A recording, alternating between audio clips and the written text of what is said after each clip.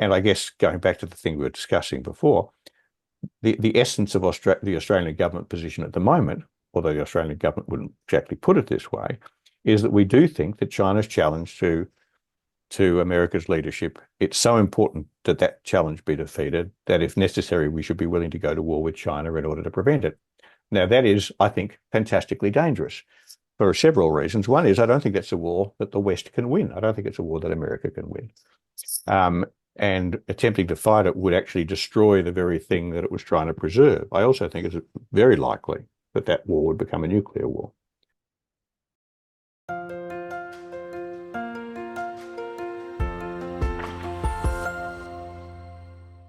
Hello, everybody. This is Pascal from Neutrality Studies, and today I'm talking to Professor Hugh White, an emeritus professor of strategic studies at the Australian National University. Professor White has researched and published for decades on Australia's strategic and defense policy, Asia-Pacific security issues, and global strategic affairs. Among other positions, he has served as an intelligence analyst with the Office of National Assessments and as a senior official in the Department of Defense. Today, we want to discuss Australia's strategic situation and the hard choices ahead. Professor White, welcome. Very nice to be with you. Thank you for the invitation. Very glad to have you, because you're one of the people who's been working on Australian grand strategy for many years. And maybe my first question, what keeps the Australian security community currently awake at night? What are the country's greatest geopolitical worries? Oh, I think that's an easy question to answer now, easier now than it's been for many decades. We in Australia do see that China's growing power and ambition threatens the US leadership in strategic affairs in Asia, which we have seen as what you could say the necessary and sufficient condition for our security ever since the Second World War, and indeed you could say more profoundly than that, ever since European settlement of the Australian continent, 1778. Australians have always regarded the domination of the Western Pacific by either Britain first and then America after Britain's decline as the kind of, as I say, necessary and sufficient condition for our security, as long as this region was dominated by an Anglo-Saxon power, English-speaking power with whom we felt very strong affinities of language and culture and values and so on, then we always felt that, in the end, we'd be pretty secure. And, the fact is that China poses the greatest challenge to that there has been since European settlement, because China has become by far and away, relatively speaking, in global terms, the most powerful Asian power since the beginning of the 19th century, really, since China lost its place as the world's biggest economy to Britain, as Britain powered ahead with the Industrial Revolution. And of course, the only other challenge that's been in all of those centuries has been the challenge from Imperial Japan. And that was, of course, very serious while it lasted, but Imperial Japan was, relatively speaking, a much less formidable challenger than China has proved to be. At its strongest, Imperial Japan ever had an economy that was probably bigger than about the fifth the size of America's in PPP terms. And now, of course, in China, we have a challenger whose economy is as big as America's in PPP terms, maybe bigger. And so that makes China the most formidable challenger that the Anglo-Saxon powers have ever faced in Asia. And that makes that brings us to a position where we in Australia see the fundamentals of our security as facing perhaps the most serious challenge they've ever faced. And I think, to be honest, we don't know what to do about it. And so, the short answer to your question is, what keeps Australian strategic thinkers awake at night? China. But is China a real threat in the sense that Australians feel that, oh my God, we are going to be attacked? Or is it a kind of, we've never had this situation challenge of it's just getting used to the US not being the top dog anymore? Are Australians really worried about a Chinese invasion? Really, really good question. Look, let me separate my answer into two parts. I think in Australia, many Australians, including many quite, people who are, so to speak, professionally engaged in the debate rather than just sort of the person in the street, do in a muzzy kind of way fear direct Chinese aggression.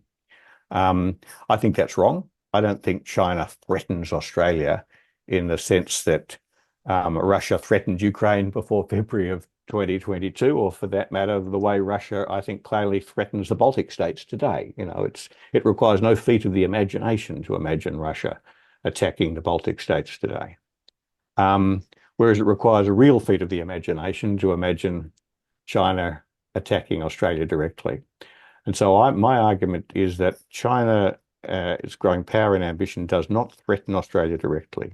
What it does do is to threaten its challenge to the US-led order in Asia, threatens the structures, the national order upon which we have relied for our security.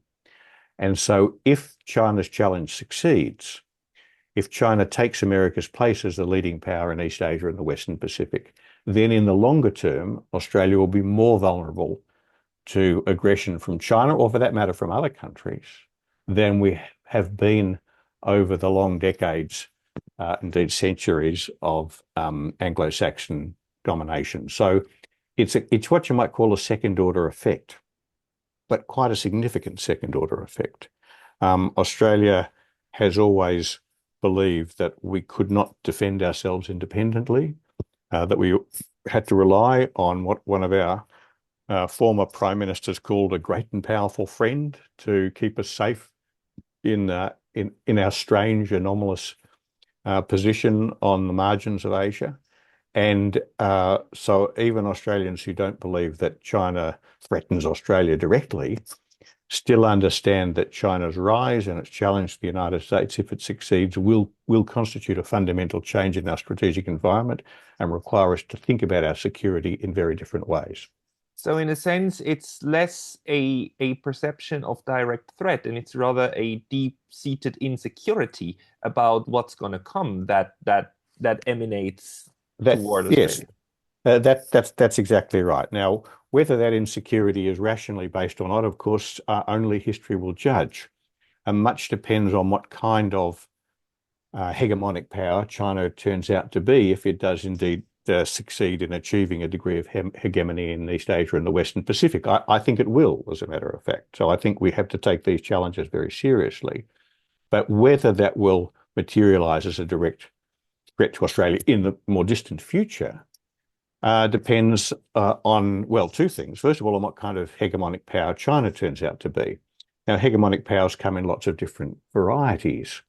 One variety, one might say, at the more congenial, less alarming end of the scale, is the way the United States exercises hegemony in the Western Hemisphere, which has been generally fairly benign. Now, obviously, there have been episodes in which America's Western Hemispheric neighbours haven't felt it to be all that benign. I imagine the people in Cuba wouldn't regard US hegemony as very benign, but generally US hegemony has been pretty benign.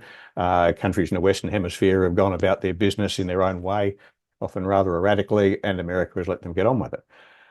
And if China chooses to take what one might call the sort of Monroe Doctrine model of the kind of hegemonist that it chose to be if it achieves hegemony in East Asia and the Western Pacific, then Australia, particularly because we're quite a long way from China, we could live with that.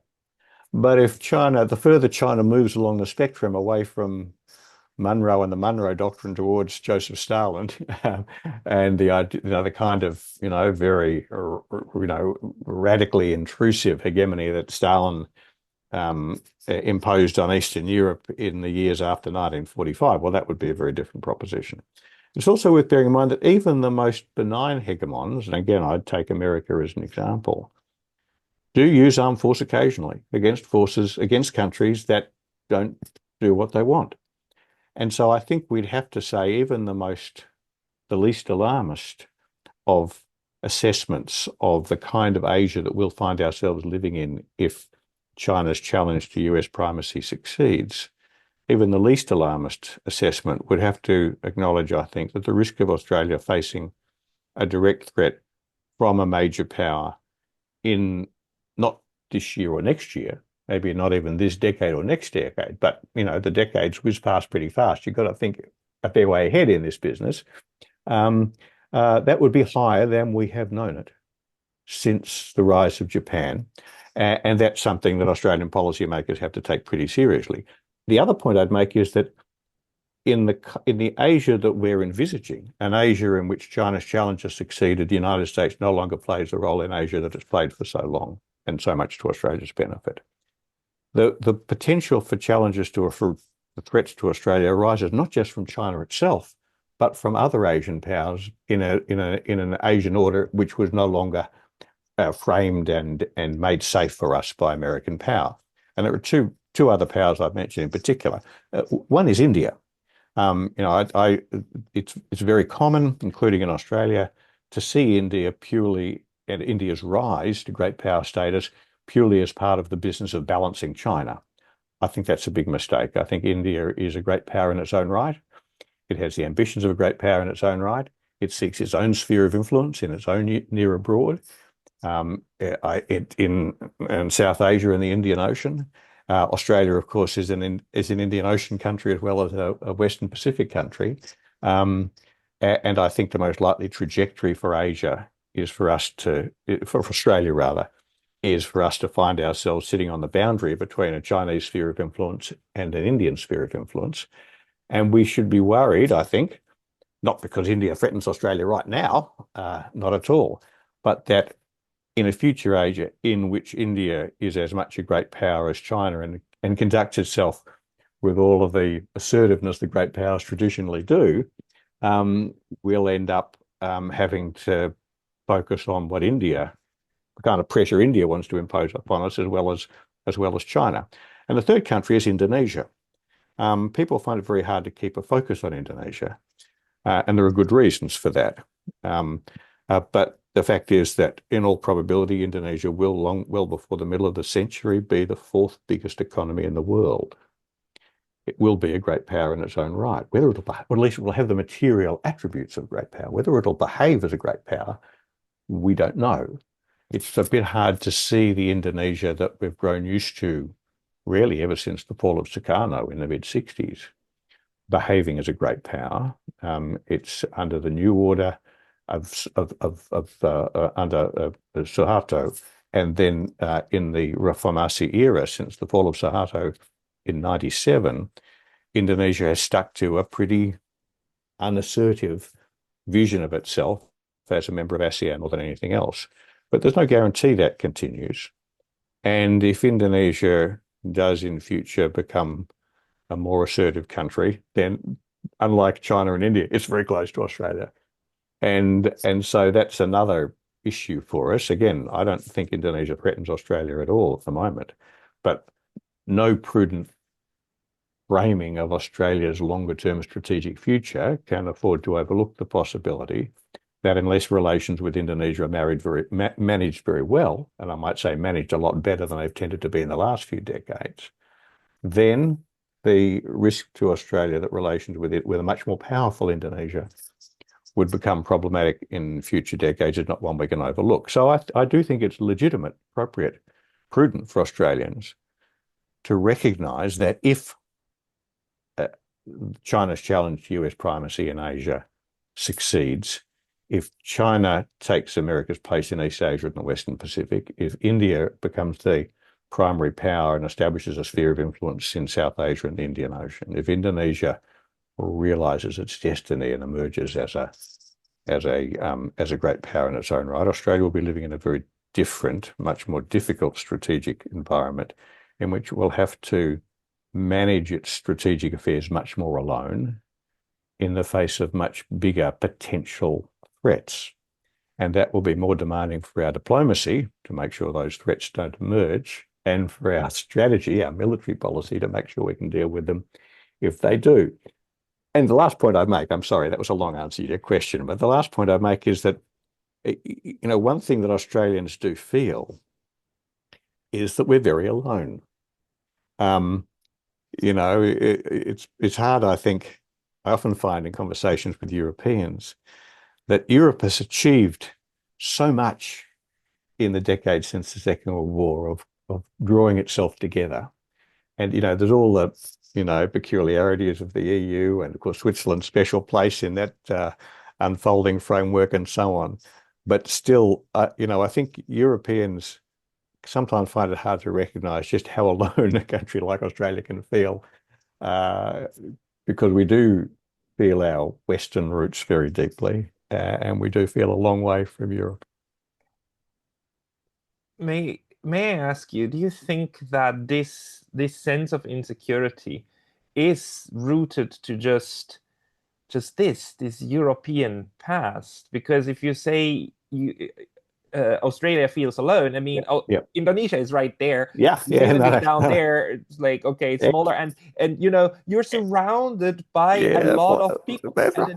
and China has very. I mean, I think you have a good trade Yeah, relationship with them, right? So yeah, I sense to hear from you is that yeah. a lot of this has to do that Australia actually perceives itself as inherently European, Yes, inherently part of that colonial enterprise that yeah, we believe is over, but actually still dominates our way of thinking. yeah. Is that a thing? Yeah, absolutely. Really, really important points. Because, of course, what you say is absolutely right. The fact is, we might feel alone, but we're not alone. Mm. In fact, if you think of, Australia's basic um, interests align very closely with those of the countries in our closer neighborhood, particularly in Southeast Asia, including Indonesia, Especially but also Indonesia. Singapore, Malaysia, the whole lot. We all want the same thing. Everybody is worried about how China and, for that matter, India are going to use their rising power. Everybody wants to maintain good relations with those two countries. Everyone would, in fact, prefer America to continue to play some kind of role in Asia to help balance China's and I think eventually India's power and, prevent them from getting too hegemonic. None of us want to find ourselves living in a new Cold War in Asia. None of us want to suffer the consequences of having to make a choice between America and China. And so, at one level, you'd think, the natural way for Australia to respond to this predicament that we've been discussing is to draw closer to our neighbours. And when you listen to what Australian political leaders, at least some Australian political leaders, say in their speeches, it sounds like that's what we're doing. Our Foreign Minister, Penny Wong, for example, makes a great play of saying that, Australia is drawing closer and closer to our Southeast Asian neighbours as we deal with the increased fluidity and uncertainty of our strategic neighbourhood, all that kind of language. But the fact is, it's not true. And the reason it's not true is that, in fact, Australia has taken a very distinctively different approach to the issues raised for our long-term security by the US-China strategic competition from what our neighbours have done. Because what Australia has done, notwithstanding what people like Penny Wong have said, is to unambiguously side with the United States in its contest with China, to unambiguously declare that America's objectives are our objectives, and that what we seek is for the US to defeat China's challenge and preserve its position as a leading power in East Asia, just like it's always been in the past. And that's not a view shared by any of our neighbours, except perhaps Japan. Now, Japan's a very interesting special case, it seems to me.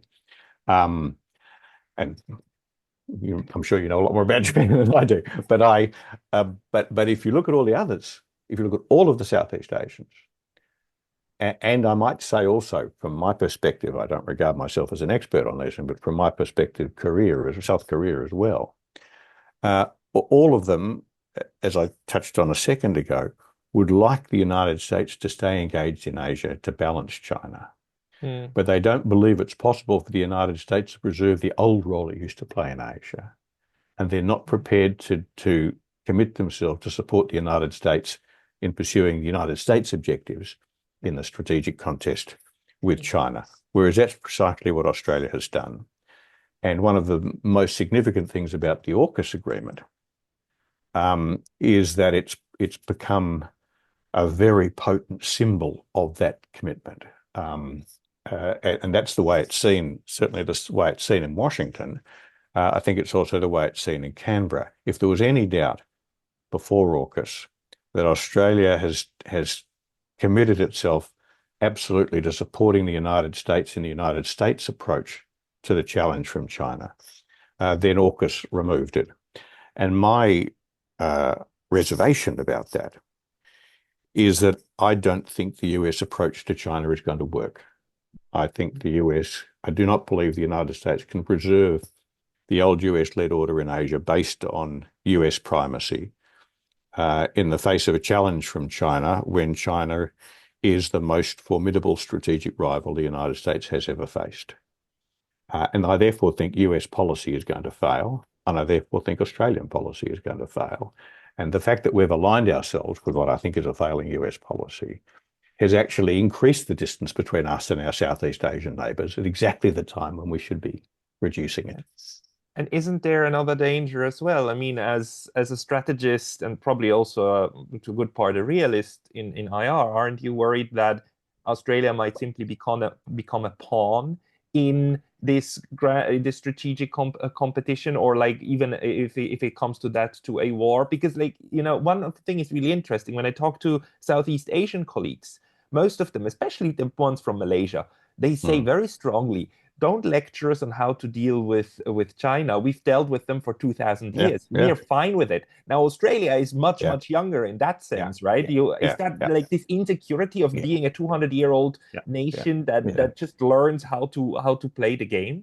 Yeah, well, yes, these are the big questions. Because, of course, one part of all of that is that our neighbours, although they do, as I mentioned before, of course, they prudently reflect on, worry about how China will use its growing power. They'd be unwise not to. But they don't regard it as unthinkable that they should learn to live with a powerful China, learn to manage it. It's going to take a bit of flexibility. They'll have to do a bit of ducking and weaving, but that's what middle powers do in the face of great powers. I mean, this is no news to Europeans. The whole history of the smaller and middle European powers is that they've lived with this patchwork of great powers, and they've learnt that there are certain things you have to do in order to manage those relationships. They've taken different approaches. Switzerland's taken one approach, Belgium took another approach, the Netherlands took another approach, but you can do this. So I think, what strikes me when I talk to my Southeast Asian friends and colleagues is that although they're prudently aware of the risks that accrue to them, they're also just sort of pretty confident that they can make this work. And I think that's partly, to go precisely to the point you raised, it's because, of course, they have a deep historical memory of what it's like to live in a Chinese hemisphere. And that's a very crude way of putting it, but you know what I mean. Whereas for Australians, I think we're having a moment of panic, really. I think that's the right word. That the idea of us living in an Asia which is no longer dominated and made safe for us by the United States is kind of unthinkable for a lot of Australians. And the irony, the peculiarity is that this is happening at a time when, for purely demographic reasons, we are becoming less and less European and more Asian. Australia for many, many decades, and to its eternal shame, adopted a white Australia policy whereby it essentially, rejected immigrants from non-white countries. In the late 60s and early 70s, that policy was abandoned, thank heaven. Since then, we've had massive immigration from a wide range of Asian countries. Our biggest sources of immigrants these days are India and China. And so, there are well over a million, probably I think 1.2 million Australians out of 25 million of Chinese descent, comparable numbers from India. So in fact, and that trend will continue. But we are becoming a more Asian country. And so we should, in a sense, be becoming more comfortable with these things. In fact, as the shock of China's rise and challenge has hit home to us over the last decade or so, we've become more uncomfortable with the idea of living in an Asia dominated by powerful Asian countries than we were 30 or 40 years ago. If you go back to the 1960s or 1970s, although it wasn't actually happening, it was quite common for Australian political leaders to recognise that in the decades to come, as Asian countries developed, they would become more powerful, and we'd end up living in an Asia that was dominated by Asian powers. But now that it's actually happening, we're kind of recoiling from that and panicking about it. I think one reason for that is that the present generation, I speak of someone who's a little bit older than the majority of the present generation, came of age not in the era of Vietnam, but in the post-Cold War decade of the 1990s, when there was, for a time, a kind of very naive optimism about the way in which we were going to live in a world dominated by America for as far ahead as we could see. And so I think, in a sense, the generations that lived through the First and the Second World Wars, the Korean War, the Vietnam War, the challenges that America faced, had a more realistic perspective of the scope and limits of American power than the generation that came of age in the heady, optimistic, I think, misguided years of the 1990s. So do you think this skews the current perception of Australia to when it comes to the security issue? Because like one more thing that strikes me is that when I hear these fears, especially of China, is that it always assumes, very much like Mr. Mersheimer does, very much Mm, like Mersheimer, that China at the end of the day will behave just like any European power would. yes, And yes, once it has power, it will use it, and it will yeah, it will use it yeah. militarily, and it will go out on a conquest spree, and it will take Yeah, whatever it wants, which yeah, is a very European thing to do, because this is basically what we did. This is why Australia yeah. was settled with the Yeah, whites, right? yeah, that's why we're here. No, that's exactly right. Look, um, I think there's 2 points to make there, or 2 steps to the process. When and others started thinking about this issue in the 1990s, when it became clear that China's um, transformation under Xi Jinping, beginning in the late 70s, when by the late 80s, early 90s, it became clear that that was working and that something big was happening in China. And it did take really until the end of the 80s for that to become really clear. Then and I was working in government, then we started thinking about what that was going to mean in the longer term. And we quite quickly, so to speak, be began a debate within Australian strategic circles about what it meant. And there were 2 views. And the first was that as China's power grew, it would seek to challenge the US as the leading power in East Asia and assert its own position as the region's leading power and try and push the United States out. In other words, the deal that it was done between Nixon and Mao in 1972, whereby Nixon recognized the Chinese Communist Party as the government of China, roughly speaking, and the Chinese recognized America or accepted America as the leading power in East Asia. That deal would be reneged on once China was strong enough to do so. And I argued that that was what would happen. And a lot of people argued, no, that wouldn't happen because China is different. That's a European model of what great powers do. And in fact, what we should expect is that China will accept and continue to accept America's leadership in East Asia because it's in China's interest, particularly its economic interest. And I think that turned out to be wrong. I think China is actually behaving very much as Mearsheimer or others would predict in seeking to challenge US leadership in Asia, in seeking to assert a great power sphere of influence in its own region, the way great powers traditionally do. And I might say the way Japan did in its day, in its imperial time. But that's not to say that a China that ends up as the dominant power or seeking to become the dominant power in East Asia and the Western Pacific, thereby seeks to do so in what you might call a highly militarized way. It doesn't mean that it's going to behave the way the British did, or the French did, or the Germans did, or the Russians did. In fact, I think as we were touching on before, I think there are a lot of different models of regional hegemony. And my own view has always been that China is unlikely to be a highly militarized hegemonist. partly because of the strategic geography of the region. So much of it's maritime, and that's a very different challenge from the sort of continental challenges that the Europeans faced. Um, Partly because of the distribution of power. Um, this is not like the Europeans erupting into an Africa, or for that matter, in East Asia, which by the time they got there was composed of pretty weak political entities. So, China is by far and away the strongest power in East Asia, but there are countries like, Japan, South Korea, Indonesia. These are pretty robust entities. They're not going to be knocked over. So I've always thought that China was likely to take the first step, that is to seek to overturn US hegemony in the region and take its place.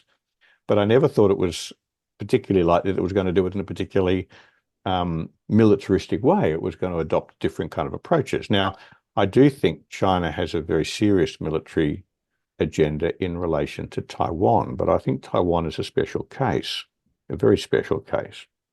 But I think otherwise, and this goes back to the point I made before, I don't believe that China threatens Australia militarily, nor do I think it threatens Japan or South Korea or Thailand militarily. It could conceivably, if as its power grows and if it succeeds in establishing a regional hegemony, if it chooses to express that, implement that hegemony in a particularly aggressive way, then that becomes a problem. But I don't think that's the most likely outcome. And one of the reasons why, unlike many people in the Australian debate, I think Australia can and should accept the prospect of a Chinese-led Asia is A, I don't think we can avoid it. But B, I think if we play our cards right, we can manage it pretty well. It doesn't seem to me to be all that hard. So I don't think we in Australia need to be nearly as worried about it as we are. We should take more of the more relaxed approach that our Southeast Asian neighbours take.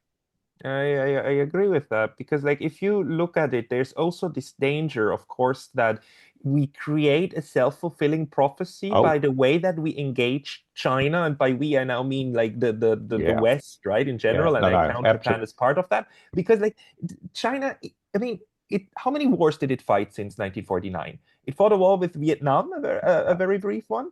And yeah, it has some border yes, disputes yes, also with yes, India, but they are yeah, managing that. It oh, has yes, border disputes with Bhutan, but it didn't yeah, try to overrun yes, Bhutan. yes, Bhutan is actually trying to engage China recently, creatively, yes, and it has disputes with the Philippines. It has a very special issue with like Taipei and Beijing, but yeah, that's yeah. basically a That's a special case, yeah. China civil war case, Mm, right? But in this sense, like if you look at it from the Chinese perspective of then hearing mm, American and mm, Western strategists talking about the first island chain and the need to mm, contain China and putting all of its guns and mm, directing them at China, mm. that would make me feel worried and then automatically create this spiral of, okay, we need a bigger military in order to defend Yes, ourselves, which then sets off this goddamn security dilemma. yeah. No, look, I think there's a lot of truth in that. Uh, one of the arguments that one of the elements of the argument, the debate that we had in Australia beginning in the 90s about how far China would go towards trying to contest US primacy in the Western Pacific was whether the Chinese would see it in their interests to do so. And as I mentioned before, one of the arguments that was put on the other side of the debate from mine, the side that said China would accept American primacy and therefore there was no problem for Australia. One of the arguments that was put was that uh, China would have no reason to fear that its interests were threatened by American primacy in Asia. Um, and I said, well, that depends how America behaves. Because if America chooses to take fright at China's economic rise and to try and constrain it, then that will give the Chinese very good reasons to try and keep them, trying to push America out and keep it at arm's length. And of course, that's exactly what's happened.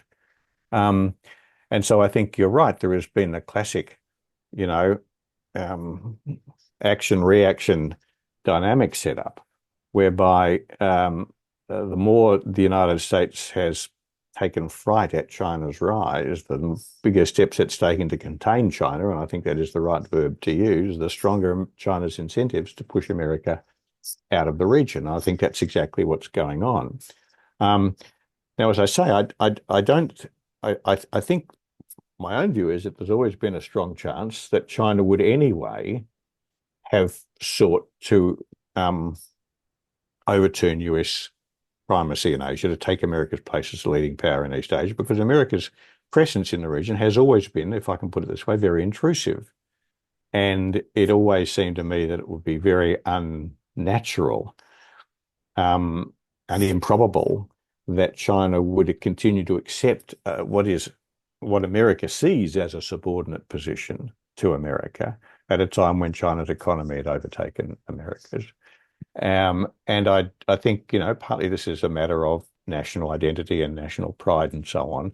Um, the Chinese experience and the Chinese achievement in recent decades is truly remarkable. The resentments, albeit perhaps partly manufactured by the way in which the history has been told, but the resentments about the century of humiliation are very real.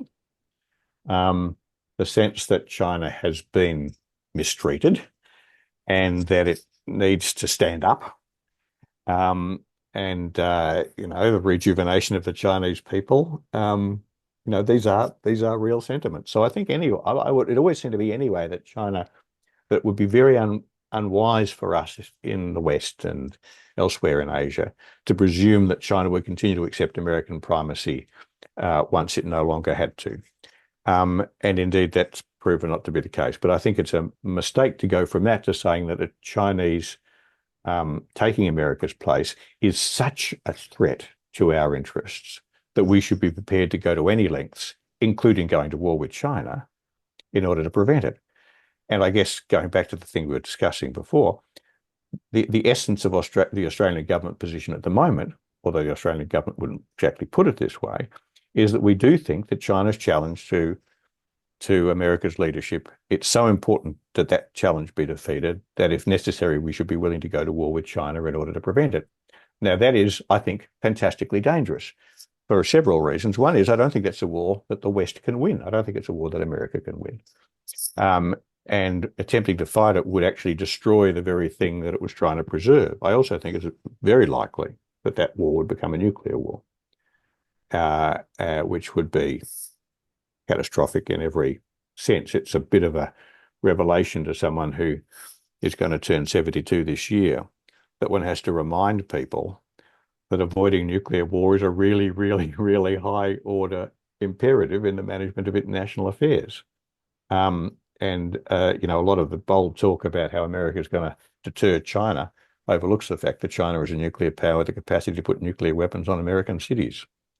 And if you don't bear that in mind, then you're missing all the fundamentals.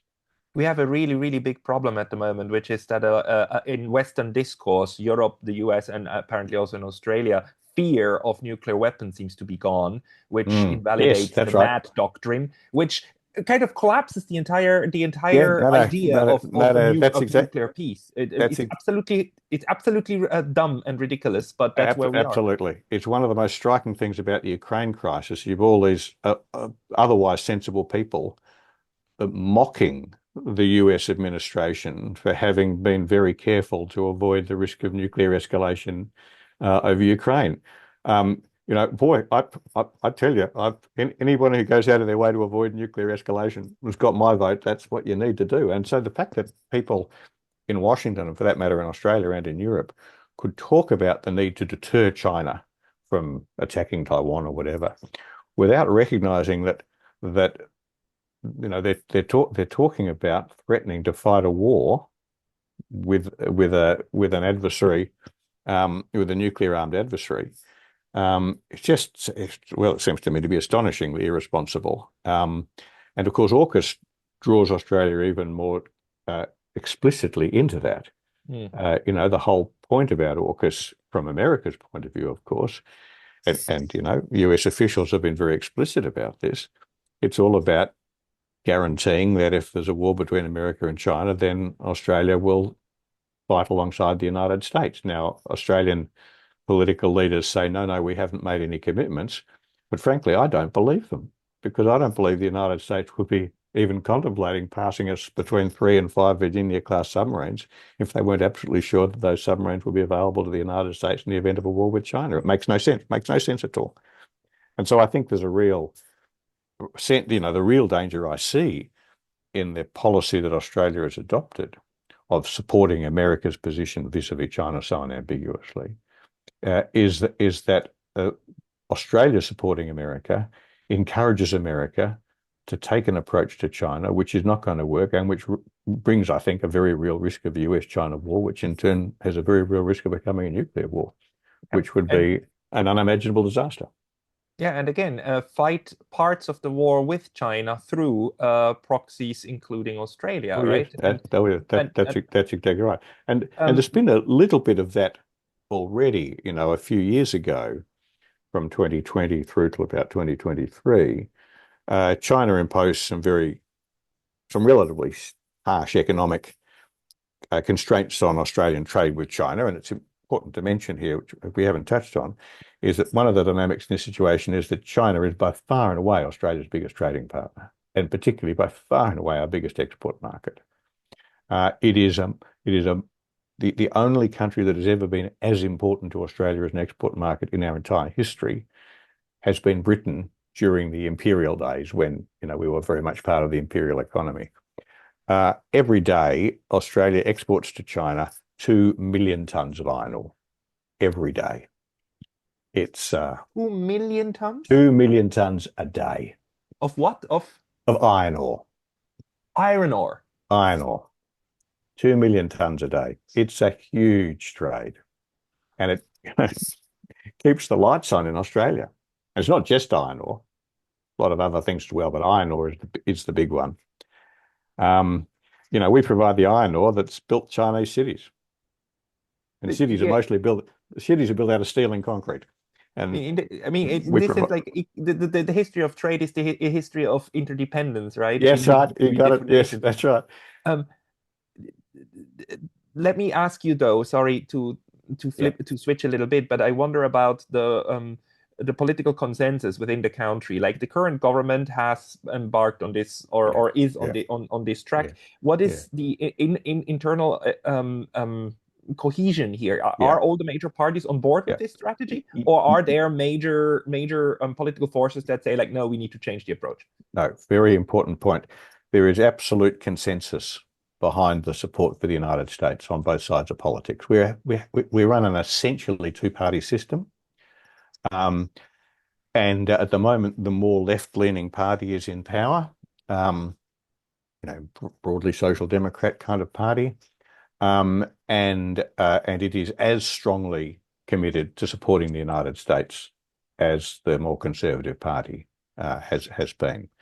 And the result is there is no effective political level debate about these issues, and nor is there very much debate outside the political level in the media and so on. There's a very strong consensus that supporting the United States is the only thing we can possibly do. A commonly used line is that Australia has made its choice to support the United States. We made that choice decades ago. You could say in 1941, the time of Pearl Harbor, and that there's nothing else we can do. Now, I think that's a very, very fundamental mistake, and that's my principal, so to speak, contribution to the debate for many years now has been to argue that we do have more choices than that, and that we should not be supporting the United States in a policy which is not going to work, and that indeed our support for the United States makes that policy more dangerous because it encourages the United States to continue down the path it's continuing. But just as in the United States, both sides of politics are in pretty close agreement on how to deal with China. The same is true in Australia, and that makes me very pessimistic about the prospects for a significant change in direction. So is the Australian national debate very much also dominated by this very, very, very Western thing to do, which is to distinguish between good and evil and us against them. It's always a dichotomy. And as soon as you say that maybe China is not that big a threat, people will accuse you of being a pro-China, I'll, pro-Putin, pro Xi Jinping lover and stuff like that. Is it the same mindset at the moment in those circles? there is a fair bit of that, yes. I think the tendency of there is a little bit of what you might call a Cold War atmosphere Yeah. about this, that that if one doesn't support the policy of supporting the United States, then one's somehow being disloyal to the country. And I think it's also, there's a degree of political cowardice about it. People are reluctant to take on the debate. There's also a degree of inexperience. Australia is a lucky country. We have been very secure for a long time because America has dominated East Asia for so long and made the region safe for us. And so Australians aren't very experienced at debating these issues. We were more experienced in the 1920s and 30s and 40s when through those decades particularly, both before and after the First World War, we were very conscious of what we saw as a rising threat from Japan. We were very conscious of Britain's growing weakness.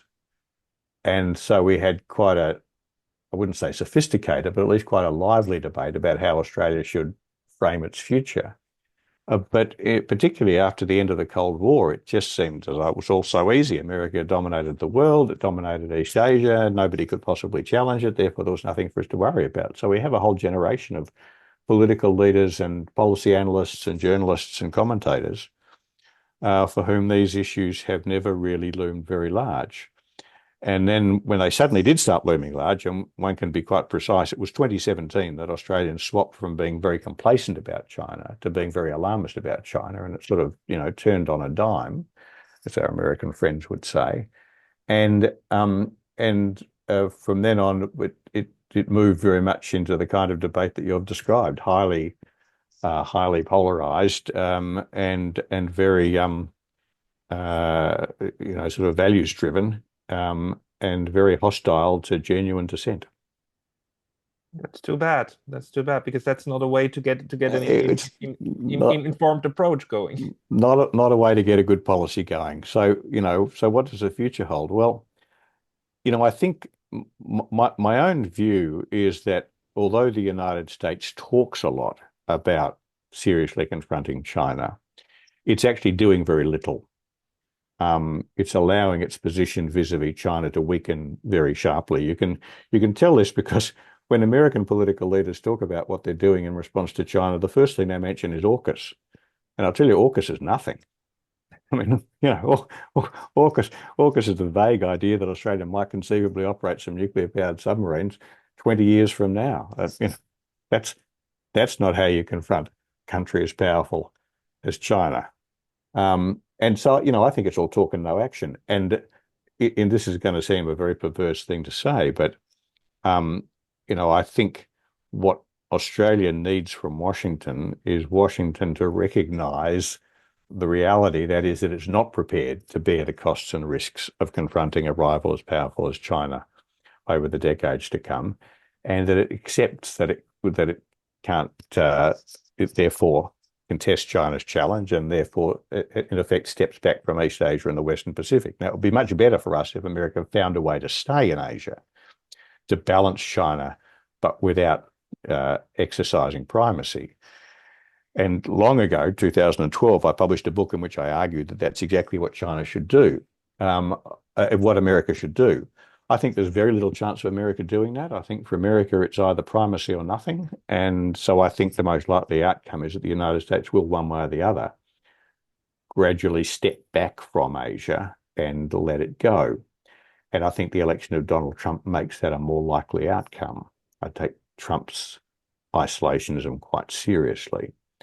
But the risk, of course, is that before that happens, halfway through the process, a crisis erupts over something like Taiwan, in which the US political leadership doesn't have the courage not to go to war. And then we're in a world of hurt. You wouldn't want to be in Tokyo that week. The most important thing speaking as a Swiss and from the Swiss experience, is to avoid war. Yeah. Switzerland didn't get rich just because it's particularly endowed with all of these natural resources, but it avoided two world wars, which Yes. really gives you a good head start, a very Yeah. good head Oh, start yes. economically. Absolutely. So Absolutely. Hugh, this was a wonderful overview of Australia's security thinking at the moment. Very, very cogent and very, very concise. Thank you very much for that. Do you publish anywhere in case people want to read more from you? Where should they go? Yes. Well, I don't publish as much as I used to. I have a series of essays in an Australian series called Quarterly Essays, um, which have come out over the last few years, 3 essays, and I have a new quarterly essay. We haven't had the title worked out yet, coming out in June this year, which will explore these issues from Australia's perspective at some length. It'll be about 30,000 words long, so a short book, really. Okay, so if you could send me that link, I will put it into the I, description I, of this video. I will do that. Professor Hugh White, thank you very much for your time today. Pascal, my great pleasure. I've enjoyed our conversation.